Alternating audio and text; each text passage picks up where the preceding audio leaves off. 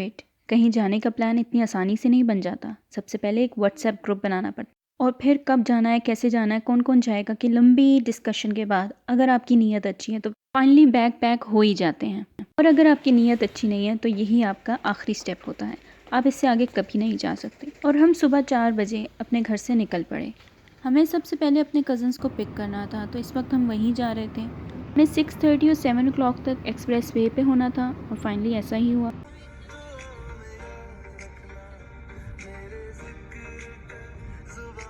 और आप देख सकते हैं कि रोड कितनी अच्छी है। ये एक्सप्रेस वे न्यू बनी है और अक्टूबर 2020 में ही फंक्शनल हुई है। हम अपने खैबर पे सवार जा रहे थे। आप चाहें तो रिक्शे पे भी जा सकते हैं क्योंकि रोड की कंडीशन 10 on 10 है।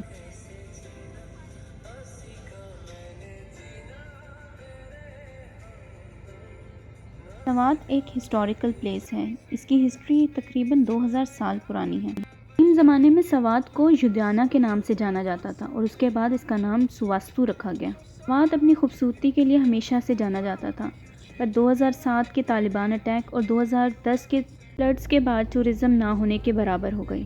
People of Swat had suffered a lot but अल्हम्दुलिल्लाह tourism is picking up now और अब हालात बहुत बेहतर हो गए हैं और इस एक्सप्रेस वे के बनने के बाद टूरिज़्म को बहुत बूस्ट मिला है। हम टोटल 4 लोग थे जो इस सफ़र पर जा रहे थे और हम सब की अच्छी बात यह है कि हमारे दिमाग बहुत मिलते हैं और जब आप एक जैसे लोगों के साथ ट्रैवल करते हैं तो बिलीव मी आपको बहुत मज़ा आता है।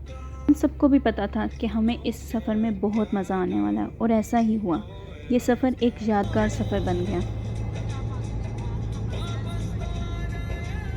हमारा प्लान था कि हम फर्स्ट डे मालम जबा जाएंगे और वापस हम फिज़ागढ़ में स्टे करेंगे। यहाँ हम अपनी खैबर को छोड़ते हुए और दूसरी गाड़ी का सहारा लेते हुए मालम जब्बा के लिए निकल पड़े। वहाँ से नाश्ता नहीं किया हुआ था तो हम व्यू का इंतज़ार कर रहे थे कि अच्छी सी जगह कोई मिले और हम नाश्ता करें और फिर ये हुआ। यार भी बहुत तेज चल रही है। अंदर जा। फिर ये हुआ कि बाहर बहुत तेज़ हवा चल रही थी, हम बाहर बैठ नहीं सकते थे, सारी चीज़ें उड़ रही थी और हमें यहाँ एक कमरे में बैठ के नाश्ता करना पड़ा। भूख इस कदर लगी हुई थी कि मुझे नाश्ते की कोई वीडियो भी बनाने नहीं दे रहा था। व्यू तो नहीं मिला बट नाश्ता अच्छा था, पूरी पराठे, ऑमलेट और अंडों का। यहाँ के लोग भी काफ़ी अच्छे हैं। और यहाँ पे माविया क्या पीछे बोल रहा है।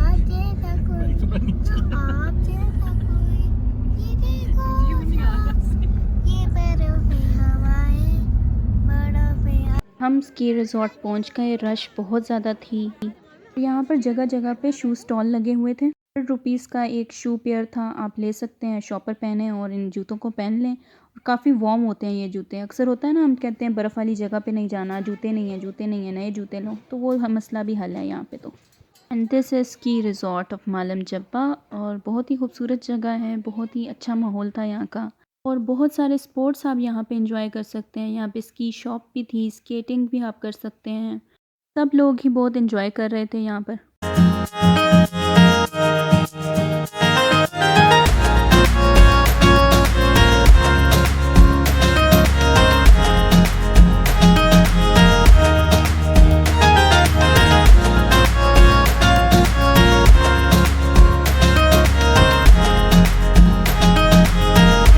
ने वहाँ स्नो फाइटिंग की, वो बहुत ज़्यादा खुश हो रहा था, उसको बहुत मज़ा आ रहा था।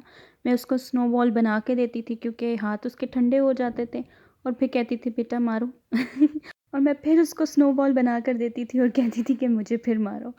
बस खाला होने का फ़र्ज़ निभा रही थी। माशाल्लाह से Muawiya is the cutest baby, बहुत प्यारा है ये। और फिर हम चेयर लिफ्ट पे जाने के लिए एक लाइन में लग गए। लाइन काफ़ी लंबी थी, बहुत रश थी यहाँ पर। 30 मिनट्स तक वेट करना पड़ा यहाँ पर।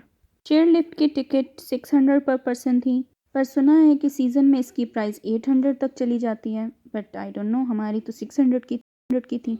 मैं आज से पहले कभी चेयर लिफ्ट पर नहीं बैठी थी और जब आगे आके मैंने देखा तो मैं बहुत नर्वस हुई क्योंकि इस पर बहुत जल्दी बैठना होता है और पीछे भी नहीं देखना, जस्ट बैठ जाना है और अगर आप सही ना बैठ सके तो आपका बड़ी ज़ोर का धक्का लगता है। खैर अल्लाह अल्लाह करके हम बैठ ही गए किसी तरह। जैसे ही हम चेयर लिफ्ट पे बैठे और चेयर लिफ्ट ऊपर जाने लगी तो क्या व्यूज़ थे, सुभान अल्लाह। Believe me, it's views are beyond words and unmatchable. अल्लाह ताला ने पाकिस्तान को कितनी खूबसूरती से नवाजा है। ये चारों तरफ बेतहाशा खूबसूरती थी। दिल ही नहीं चाह रहा था कि एक लम्हे के लिए भी अपनी आंखें झपकूं। ऊपर बहुत ठंडी हवा चल रही थी। एयरलिफ्ट पर बैठकर मुझे डर तो बहुत लग रहा था, पर मंजर इस कदर खूबसूरत था कि आई थिंक वो लाइन बिल्कुल ठीक है कि डर के आगे जीत है, और सच में ये जीत ही थी। मैं इस मंजर को देखने के लिए रोज़ रोज़ एयरलिफ्ट पे बैठ सकती हूँ, नॉन स्टॉप, बिलीव मी। आलम जब्बा स्की रिज़ॉर्ट पाकिस्तान का सबसे बड़ा और सबसे पुराना स्की रिज़ॉर्ट है। ये 9,199 फीट की बुलंदी पर है।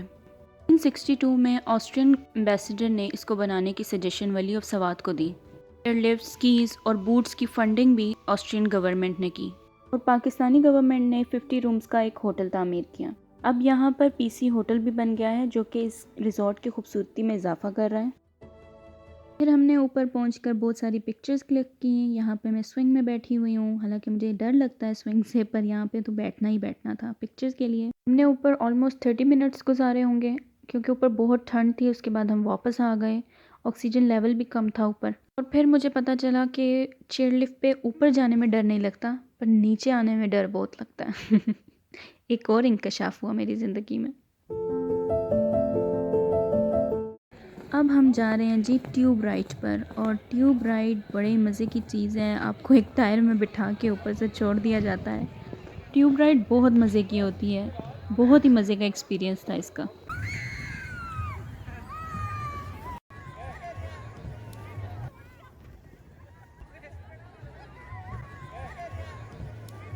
और ये चेक करें ज़रा, और ये डोज और डोज और डोज, और ये बहुत ज़ोर की लगी मुझे।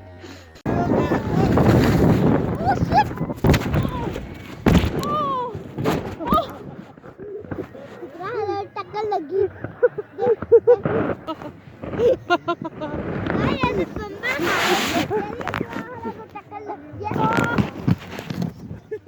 और बस अब हमारी एंड हो चुकी थी और हम वापस जा रहे थे। हम बहुत थक चुके थे, पर जाते जाते भी हमें सनसेट की तो वीडियो बनानी ही थी, ताकि हम बाद में उसको देख देख के एंजॉय कर सकें कि हम इतनी खूबसूरत जगह पे आए थे और इतना खूबसूरत सनसेट हमने देखा।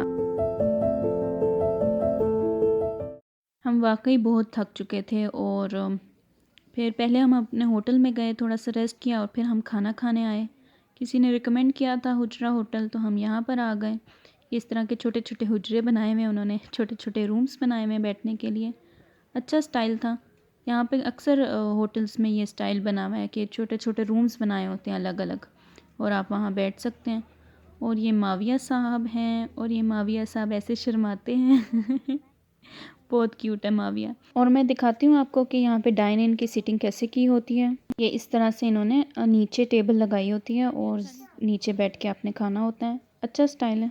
और जो यहाँ से खाना खा के जा रहे थे वो हमें कह रहे थे कि खाना बस सो है, इतना टेस्टी नहीं है। पर फिर हम इतने थके हुए थे कि हमने कहा हम यहीं से ऑर्डर कर लेते हैं। फ़िश मंगाई थी, चिकन हांडी थी आई थिंक, और कबाब कढ़ाई थी।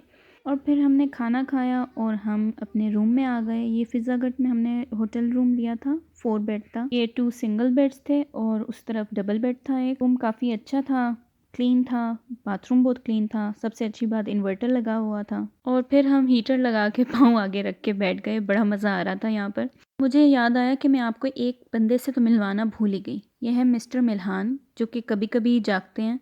और ये मालम जब्बा में इसने 2 पिक्चर्स खिंचवाई थी, और उसके बाद ये होटल में भी जाकर सो गए जहाँ पे हमने खाना खाया था। और जब भी ये रूम में आते थे तभी शेर बनते थे, और शेर की शक्ल कुछ नज़र आती थी। आगे आप इसकी बड़ी क्यूट सी एक वीडियो देखेंगे। ये बहुत क्यूट है। क्या हुआ? भाई नहीं दे रहा? भाई नहीं दे रहा?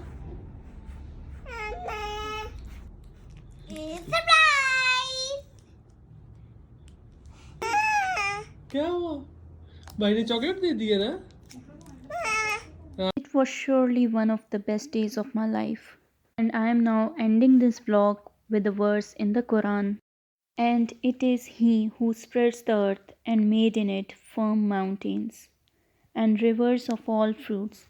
He has made in it 2 kinds. He makes the night and covered the day. Most surely there are signs in this for people who reflect. Allah Hafiz guys, and take care.